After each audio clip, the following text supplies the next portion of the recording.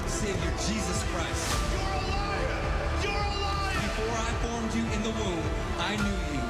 Before you were born, I set you apart. It's that time again, ladies and gentlemen, for the Political Pulpit. I'm your host, Josh Navarrete, and it's so good to be back on the program this Wednesday afternoon. It's hump day. It's time to get ready for the end of the week. It's been crazy already, as you guys can imagine. Lots of news. And as Elon Musk gone rogue, he's tried to kill this bill, so we'll get into that. It's that big, beautiful bill that President Donald Trump has put together. And all of a sudden, he's no longer a part of Doge, but is still highlighting the fact that the government continues to overspend. And that is not good news for America, as you all know. Many people are saying, I'm going to go with President Donald Trump. And then there are others that are saying, oh, Elon, welcome to reality. So there's also Trump talks between Putin and about the Ukraine and Russia war. That has taken place. President Donald Trump did say that it's not going to bring peace, but hopefully it's going to bring some clarity when it comes to Iran. And then we have what we've been talking about, some interesting events happening in the world. We have earthquakes all across the region, or throughout the entire world. And then did you all hear that there was 3 volcanoes that erupted in the last 3 days? What in the world is going on? Is there some prophecy? Is there some things that we should be paying attention to? And is this what we're expecting in the last days? Poland did declare itself a Christian nation. I think that's important to highlight because people are waking up. This whole idea of DEI and pride and LGBTQ plus and all those other things that are going on. What about the Christian message? What about those Christian liberties? What about countries that have Christians in their nation, but they're not allowed to celebrate or worship Jesus Christ the way they want to? Well, now there's countries and people waking up within those countries and are making bold moves against global secularism. Secularism is the right word. And we want to continue to pray for those people. There's people that are being persecuted, killed, and murdered in other countries because they profess their love for Jesus Christ. So anyways, let's get into it before we go further. Make sure you like, share, subscribe. If you're watching us on Facebook, why don't you bump this video on one of your pages that you're following or you're part of. Help us get the word out. There might be prayer groups. There might be other political conservative groups, or just send us to the liberal groups too. I don't care. We need everybody to take a look and see what's going on with the Political Pulpit. And if you're on YouTube, make sure you hit that subscribe button, hit the notification bell, and let your friends know we are here. And of course, you can find us on X. We didn't go live on X today, but we'll reshare. We had some issues or technical issues there. You can find us at www.politicalpulpit.com/partner. Learn all about what we're doing, our message, and all that we stand for. Just know that we take a biblical worldview to all the issues that you see going on in the world today. Yes, we'll report the news, and a lot of times it's political news, but there's also world news and prophetic updates we want to give you. There are prophetic people and ministers, pastors, faith leaders, and everybody in between that we want to come on this show so we can share the message of Christ, the love of Christ, in a unique and special way, founded on biblical perspectives. All right, let me get out of the way when it comes to all the pleasantries, and let's get into what's happening in the world today. I'm going to start with some of the things that have come out. You know, I have a X dashboard that's full of news and full of stuff, so I'm going to filter through it. Our producers are going to help us display it, and you are going to watch it and see what's happening real time. Let's roll the first. We inherited a crap show from the Biden administration. They had literally doubled almost every agency's budget in the last 4 years. We're in debt. We can't just simply stop spending that debt and expect that we're going to pay it off all at the same time. We have to borrow the money to get us over the hump to let Biden's policies fade out and Trump's policies increase.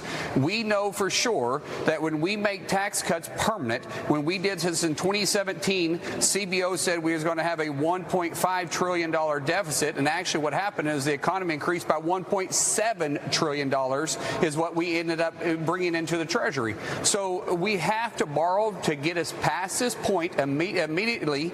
Those two lines will start closing as we start seeing Trump's policies continue to go into effect. We see the economy come roaring back. We see the manufacturing come back. Right. We see jobs increase. We see wages come home increase.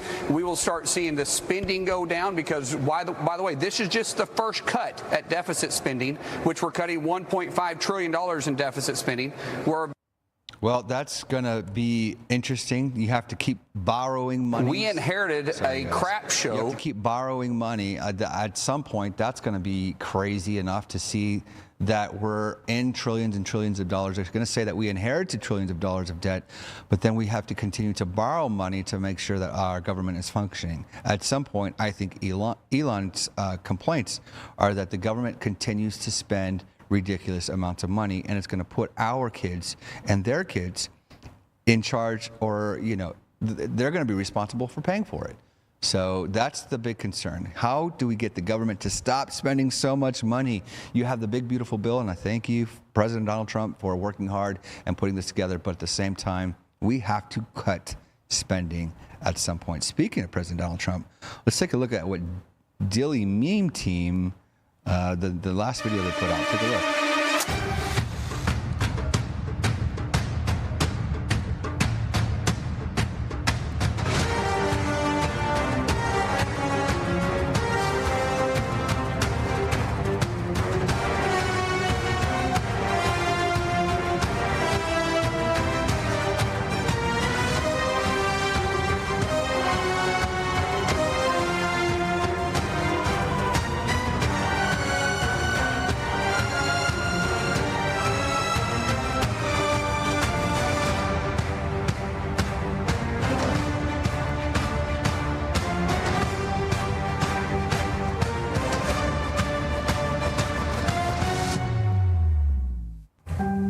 Nice. Mission, save America. All right, well, let's save America already because it's getting crazy. There's a lot of people that are not happy about the spending, a lot of people not happy about the bills that are happening. Well, I can see why.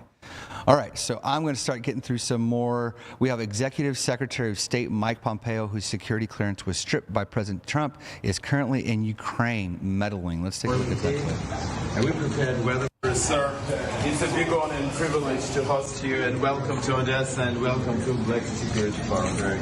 Hello. Thank you very much. Thank you. I hope the travel was okay. And we prepared weather for you. We built a theater. Sir, what is he doing in Ukraine? I put out a post, I don't know if it's on there, but I said he is a Ozempic dealer. So maybe he's doing a deal for Ozempic. He can't possibly be dealing with world matters or think that he can help. Who knows? The guy's nuts. And fentanyl seizures on the All right, let's take a look at this next clip. Washington Post just ran one of the most ridiculous headlines ever, even by their standards. And on my very first briefing several months ago, I said I would hold anyone accountable in this room. The Washington Post actually had this headline, "The Mysterious Drop." We covered this one the other day. This was about fentanyl drops. They're trying to act like, you know, there's a mysterious drop in fentanyl prices, or fentanyl seizures. Well, that's because the border is now closed. That's the reason, and they're acting silly over it. Okay, next clip.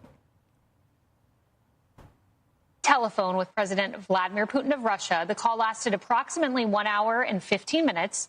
We discussed the attack on Russia's docked airplanes by Ukraine and also various other attacks that have been taking place by both sides. It was a good conversation, but not a conversation that will lead to immediate peace. President Putin did say, and very strongly, that he will have to respond to the recent attack on the airfields. Those were those Ukrainian attacks on the airfields with the drones. We also discussed Iran and the fact that time is running out on Iran's decision pertaining to nuclear weapons, which must be made quickly. I stated to President Putin that Iran cannot have a nuclear weapon. And on this, I believe that we were in agreement. President Putin suggested that he will participate in the discussions with Iran and that he could perhaps be helpful in getting this brought to a rapid conclusion. It is my opinion, the president continued, that Iran has been slow-walking their decision on this very important matter, and we will need a definitive answer in a very short period of time. A few interesting notes here. First, just yesterday in Istanbul, you had the Ukrainian side meet with the Russian side, and they were talking about swapping. I'm going to pause that really quick because you guys can leave it on that screen as I talk, is the fact that there's a rumor going around that the president knew about that Iran has a nuclear weapon. Is that true? I don't know. Mark Levine just yesterday was quoted on his opening statement on Fox saying it's Iran does have a nuclear weapon. He's confirming that. I don't know how he's confirming that. I don't know why he's saying that on national TV. But he's quoted saying Iran has a nuclear weapon. But yet President Donald Trump's telling the rest of the world he just talked to Putin, saying that they need to make sure that they do not get a nuclear weapon. So it makes you wonder what the truth is and why two different stories are coming out. But the president's writing this, so I want to hope and believe that this is true, what he's writing. Injured soldiers, but they admitted there is no immediate end of peace in sight, an immediate ceasefire. Not only that, we know that Russia is a close ally of Iran. They partner together strategically, militarily. So any assistance on that front could push Iran perhaps into an agreement. So two interesting notes there. And Ari, this all comes against the backdrop of President Trump saying, I'll know in 2 weeks whether Putin is serious. And he said that about a week and a half ago. So this development coming as he's really prodding Putin to push towards peace. Yeah, and it doesn't sound like there's going to be any prospect of peace between Ukraine and Russia. If the president had any inclination from President Putin that there was something encouraging, we'd have seen it in that Truth Social. Its absence speaks volumes. Look, I think the only way to get peace between Ukraine and Russia is for Ukraine to continue to bring the war into Russia. That strike against the 40 Russian long-range bombers was instrumental in telling the Russian people and the Russian government there's a cost to you for continuing your attacks in Ukraine. You need a stalemate in order for two parties to come to a peace terms. Right now, there's been an imbalance until this recent Ukrainian attack inside Russia. I don't know if I don't know if that's going to take it. I mean, you think that Putin is going to... I can almost guarantee he's not one to back down. He's going to retaliate. It's probably going to be worse. I'm sure they have some sort of plan to retaliate, so we need to pay attention to that. Pray for innocent lives, soldiers, those that will be losing their lives, because they always do in times of war, and they are continuing to. And that's not good. That is not good. I don't personally think that you take the war to Russia is going to stop Putin. Like, oh, yeah, you guys are right. We should stop now. No, something's got to happen. I think we're at the verge, the precipice of World War III if we are not careful. Notice how the talks are with Putin about Iran, because there's other countries that are worked into these issues. All right, take a look at these volcano eruptions. Mount Etna in Italy erupted in the early hours of the morning, sending ash clouds and lava fountains high into the sky. And tourists were actually trapped, fleeing pyroclastic flows descending the mountain slopes. Some tour guides actually had to yell at the tourists to stop taking photos and actually leave. The authorities reported no immediate danger, and the population of the city seemed unfazed. They were just chilling. You can see people walking the streets with an apocalyptic backdrop and people just unfazed by it. The day before that, on June 1st, there was an eruption in Japan as well. And not long after the eruption in Italy, there was another eruption in the Philippines. 3 eruptions in 3 days. Man, 3 eruptions in 3 days. You have one in Italy. People are rushing or frantic, running for their lives. And then you have 2 more happening throughout the world. What in the world is going on? Something that we cannot ignore and pay attention to. The media doesn't talk about it. They may mention it, but they're not bringing attention to the fact that something's happening in this world. And I think there's something in there. People know that there are other things to come, and we will be sure to make sure to tell you all about it. Okay, next clip. We offer, which I... My proposal, we offer, which I believe our partners can support. Is that we propose to the Russians a ceasefire until the leaders meet. We offer a meeting any day starting from Monday. Why ceasefire before leaders meet? Because we can meet, and if there is no mutual understanding, if there is not desire for de-escalation, if there is no desire and vision how to put an end to it, then the ceasefire would be over the same day. It can be initiated unilaterally by the Russians. Please feel free to do so. Interesting. They want a ceasefire, but they got to have a meeting about it. Hopefully it happens. We'll see. We'll keep an eye on that too.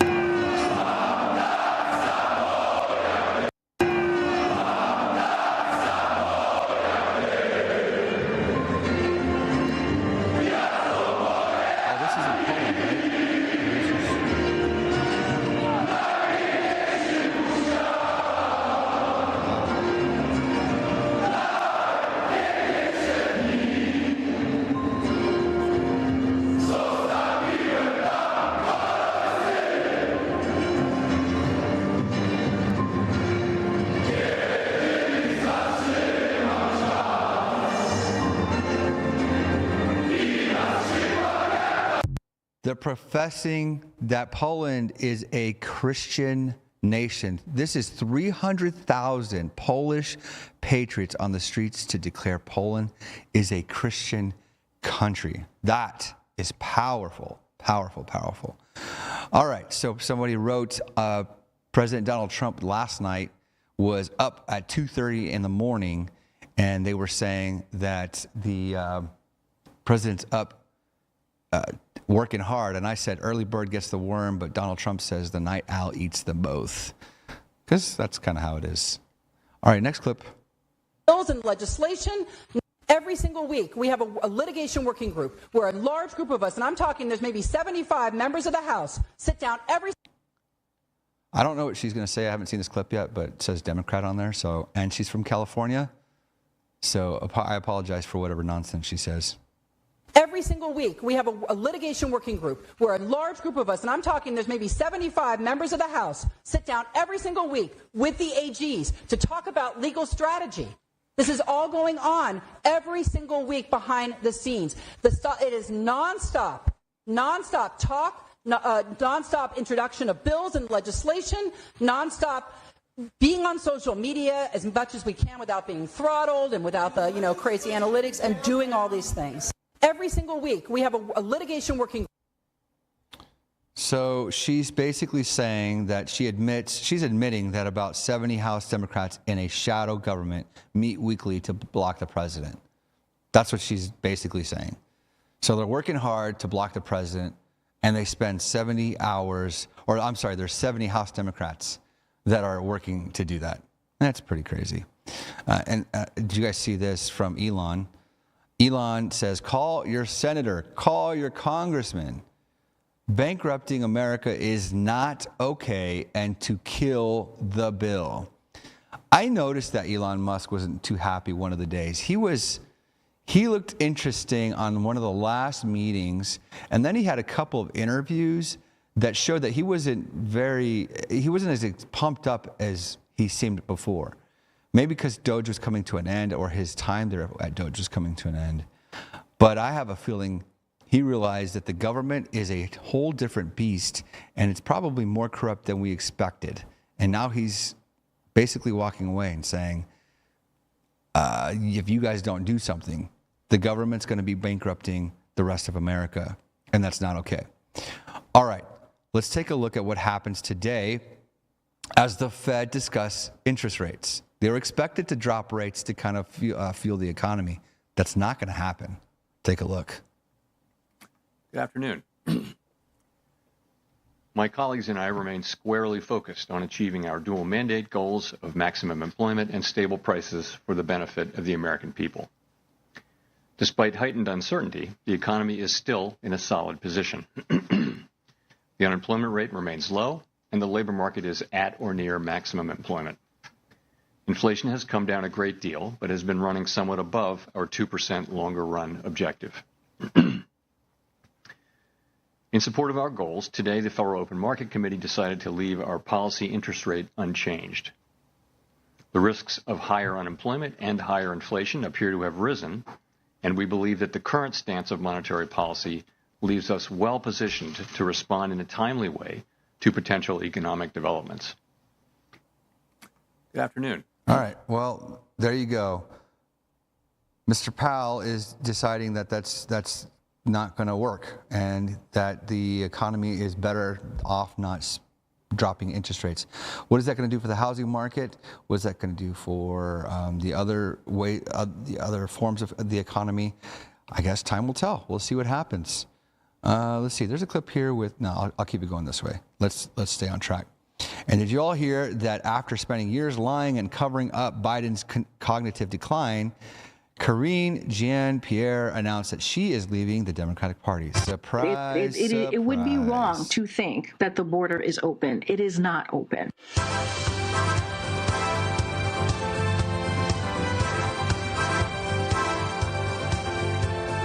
We're been down to the border. The possible next speaker says that he wants him to go with him. So is he going to? So look, he's been there. He's been to the border. And since he took office. When did he go to the border?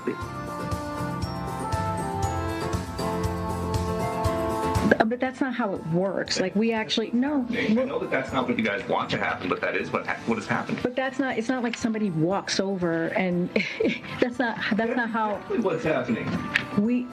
Thousands of people are walking in a day. Some of them turn themselves over. Some of them are caught. Tens of thousands a week are not. That is what is happening. It is not that simple. It's not just that people are walking across the border. They want to secure the border. We've been doing that work on our own. The president has done the work to deal with what we're seeing at the border since day one.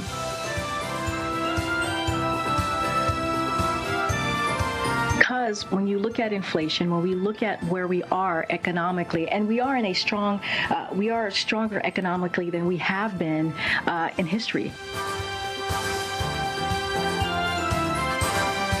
What we saw on January 6th was the worst attack on our democracy since the Civil War. Sorry to bore you guys with all that excitement, but that's what we were dealing with for the last 4 years. And now she's leaving the Democratic Party. I wonder why. Maybe, just maybe, the Democratic Party isn't liberal enough for her. I guarantee you she's probably way far left than even the Dems were. And of course, she's selling a book. That's usually when they come out of the woodworks, when it's time to sell a book. Welcome to the new way of life when it comes to the Dems. They're trying to figure out how to gain attention, gain traction, and figure, let's give things away. Let's make everything free. Says Zoran Mamdani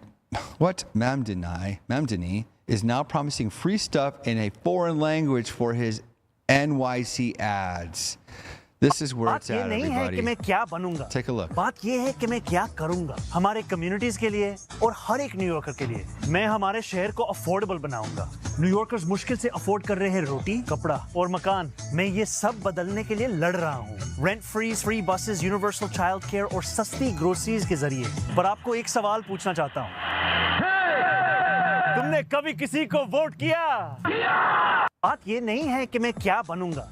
बात ये है कि मैं क्या करूंगा हमारे communities के लिए और हर एक न्यूयॉर्कर के लिए। मैं हमारे शहर को अफोर्डेबल बनाऊंगा। न्यूयॉर्कर्स मुश्किल से अफोर्ड कर रहे हैं रोटी, कपड़ा। That is crazy. It's like not America. That's the problem. Americans are tired of these people trying to turn America into other countries. Now, I get it. They want to appeal to the voters and people that are there in that city. But giving away free health care, free things is not the way. But those are the little liberal cities for you. All right, we got some announcements to make. Let's do the first one. We got a busy month. Man, we got a busy month. We did camp at Camp Unstoppable. I don't know if y'all know, but we ran this camp called Camp Unstoppable. It's for kids that are from 8 years old to 12 years old. We got teenagers, 13 to 17, and then we got young adults, 18 to 25. We go up to the high country and take kids up to camp. And they are super excited. We could we need donations for some of the inner city kids that can't afford to go. We always help those kids go, but with your donations and help. You can register your kids. It's in about 2 weeks, June 16th through 20th. There's still room. We run out really quick, but we rent out the entire place. It's a beautiful camp in Camp Shadow Pines in northern Arizona, Heber, Arizona. Beautiful place, beautiful country, gets us into the cool weather, and we have a great time. Kids don't even want to come down the mountain because they're experiencing God in a special way. You can pre-order your camp shirts today. I think they're pretty awesome. They're even cool to have, and it helps fund our efforts to get kids to camp. All right, now in school, for private education in Arizona, thank God that we have the ESA program, because now you can send your kid anywhere you want. They're not just bound to the boundaries of your city, of your neighborhood, to go to that school. Now you have the option to go to any school that you want. Arizona allows those funds to follow that family and that student. Therefore, Redeemer Christian Academy is relaunching, revamping, and showing up for our kids in our community and our church. So now we're enrolling K to 12, kindergarten through 12th grade, and that's for the 2025-26 school year. So if you're in the Mesa, Chandler, Gilbert, Tempe, Apache Junction, Santan, all the surrounding cities, you can come to Redeemer Christian Academy. We have off-campus options, and of course we have in-campus school for all our kids. It's Redeemer Christian Academy and Learning Center. It's a spirit of excellence.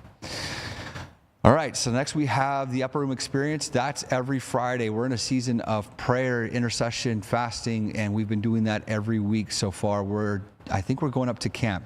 So we got about 2 more. It's this Friday, where we come up for an hour during a Friday night prayer. It's called the Upper Room Experience, where signs and miracles and wonders are happening. People are being delivered. They're experiencing God in a special way. And we come at 7 o'clock sharp. We pray for an hour, and it's power-packed. Declarations, proclamations, prophecy, it all happens within that hour, and I promise you will be blessed. So if you are in the area of Redeemer Apostolic Church, Mesa, Arizona, come visit us, come pray with us. You can watch us online at Redeemer Live on YouTube. And then last but not least, we're in a season of revival. It's called Pentecost Revival. That is our theme for this month, Pentecost Revival. You can find us at 200 East 1st Street, Mesa, Arizona. That's at Redeemer Apostolic Church.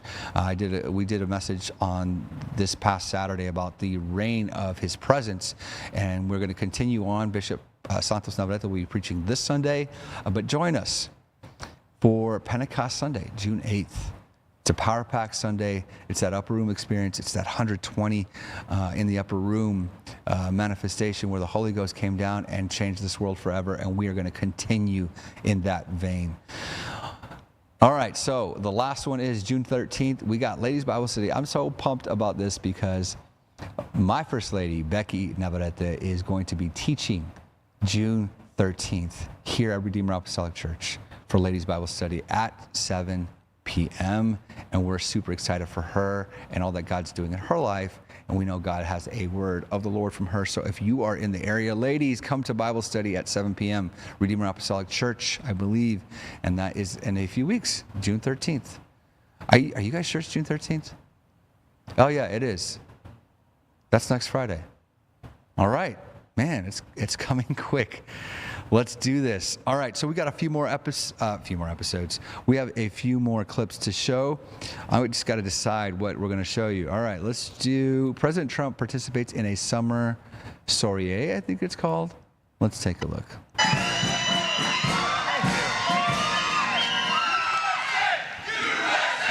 Okay. Yeah. Sounds like a big crowd. What a nice group. Look at them all coming back now. They were way out at that fence and they're coming back. They're running. Don't fall, please, nobody. We had an administration that fell a lot, and we don't want to have that. We don't want to have any of that.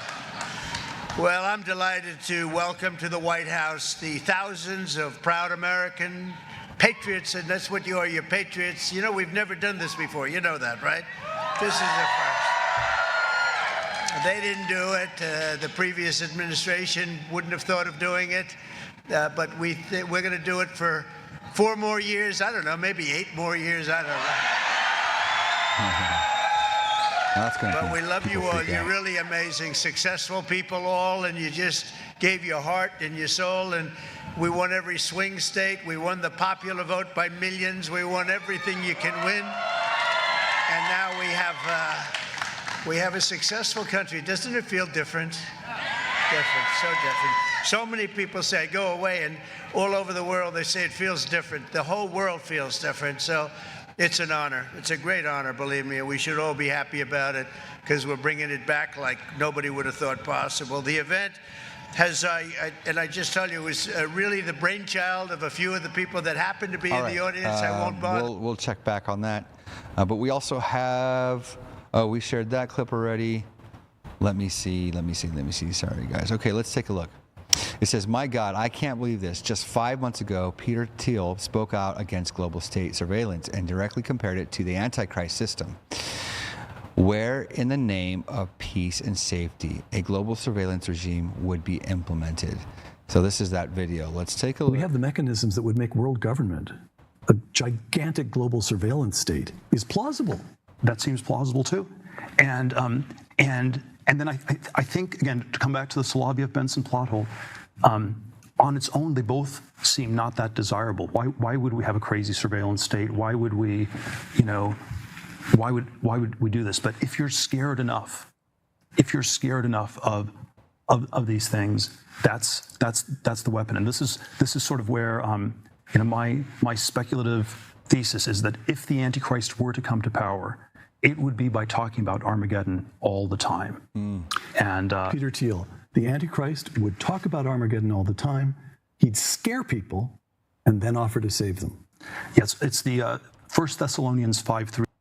Before he goes on, he create the problem and then give them the solution that you'll control the masses. That's pretty much what they're saying. The slogan of the Antichrist is peace and safety.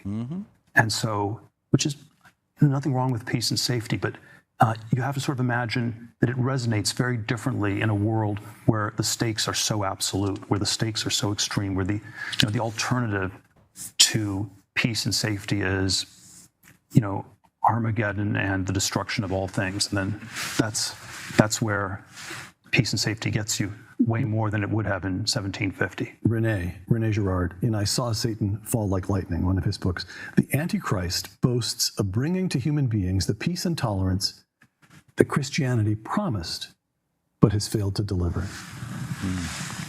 Yeah, there are probably, I think there are all these elements where it's downstream from Christianity. You can think of, the poor shall inherit the earth, Sermon on the Mount. Marxist theory is we're going to be more Christian, we're going to accelerate it, we're going to bring it about faster. So there is, the Antichrist probably presents as a great humanitarian, as a great, it's redistributive, it's as an extremely great philanthropist, as an effective altruist, all of those kinds of things. And these things are not, simply anti-Christian, but it is always when they get overly combined with state power that something is very wrong. There are sort of ways Christ wants to unify the world. You have the parable of the Good Samaritan, where you should take care of people even if you're not related to them, and it's good to act like the Good Samaritan and to take care of people who are not just in your family or tribe or country. But then if you force everyone to be a Good Samaritan and you force a borderless world, that's Yeah, that's going to be very interesting. Very, very interesting. And it's being talked about right now as we speak, that there's a big surveillance process being put together. And I don't know if that's happening under President Donald Trump, but I don't think that's going to be something we can stop. It's just part of the process. It's a big surveillance state talking about Armageddon, the end of the world. Stuff starts happening on the earth, scaring people, creating the solution, and then people follow. Is that the mark of the beast? Who knows? All right, an important update from Doge and the Pentagon. Let's take a look. When President Trump asked me to serve as the Secretary of Defense, he gave all of us and me the mission of restoring the warrior ethos. And we're focused on that every single day. Now, one way we're doing this is by finding out what works at DOD and also what doesn't work. And that begins by finding out where we are spending taxpayer dollars. Now, part of what we've uncovered is that the Defense Department has become very much over-reliant on management, consultants, and contractors. We found that we likely have more contractors than we have civilian employees. Crazy. And many of them, those contractors, are making more money than our career senior executive employees. To give you one example, the Air Force, working as a team with DOGE, cut that department's largest management consulting program. This joint team conducted a line-by-line audit of over 50 contract vehicles, saving $1 billion on the current program, $1 billion, and canceling its $3.8 billion extension, which we all know inevitably would have been spent. These, combined with other reviews over the past 2 weeks, have resulted in, get this, more than $5 billion in savings for the Department of Defense. Yes, $5 billion in addition to the over $5 billion we've already found in working with DOGE. So that brings the tally now to over $10 billion in real savings at the Department of Defense working with DOGE. Well, there you have it. It goes on for another 2.5 minutes. But there's basically, we have more contractors than we have civilian workers. That can't be so.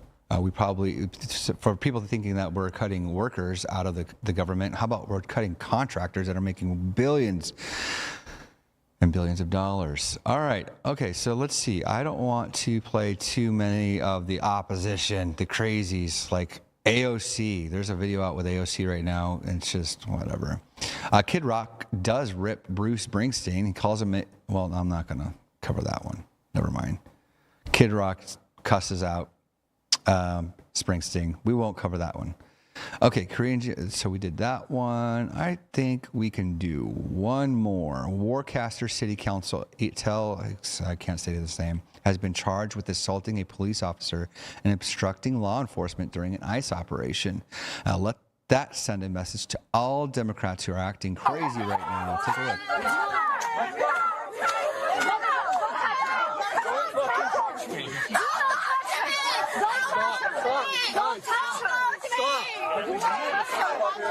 She hasn't done anything. Let her go. Please let her go. Let her go. She hasn't done anything. She's traumatized.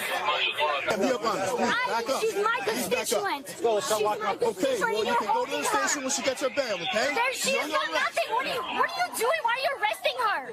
Why are you arresting her? Counsel, you cannot. Back up, man. You have to back away. Back away. You gotta back away. Back away. Get your hands off of us. Absolutely not. Let her go. She hasn't done anything. She hasn't done anything. Jesus, bro. What does if you're a lawmaker, city council member trying to fight the police force, ICE agents, or whoever, like, what makes you think you're above the law and you can put hands on an officer? It's just crazy nonsense. And unfortunately, they think they're invincible, and they're finding out really quick that that's not going to work. Absolutely not going to work. All right, everybody, that's all we have time for today. We want to thank you all for joining us on the Political Pulpit. We will have the Night Owl broadcast this weekend. If you guys have any clips or anything we want to cover, send it to us. Send it to news@politicalpulpit.com. And we're happy to take a look at it and cover it. Any stories that you think should be covered, we're more than willing to show it. And also, you could partner with us at www.politicalpulpit.com/partner to join in on the fight, a message of hope, the message of Christ, all from a biblical worldview on today's issues. All right, everybody, God bless.